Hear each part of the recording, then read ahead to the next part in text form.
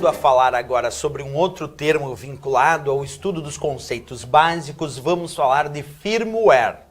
Aí vem aquela famosa dúvida se firmware é considerado software ou hardware. Observa, firmware é considerado um tipo de software, mas é um software embarcado, que é gravado diretamente num dispositivo de hardware.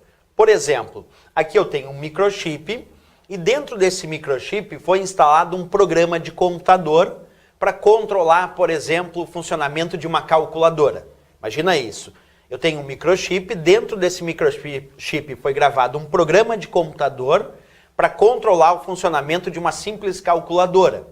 Esse software que foi colocado aqui dentro desse microchip para controlar essa minha calculadora é chamado de firmware.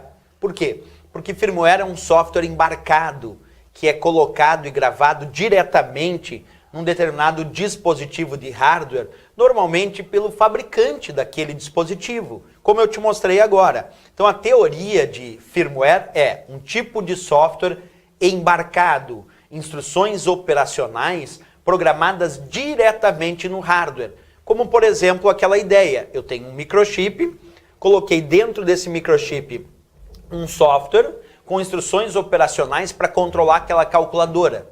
Então este microchip que foi colocado dentro desse software, embarcado, colocado diretamente nesse microchip, é que nós vamos chamar de firmware.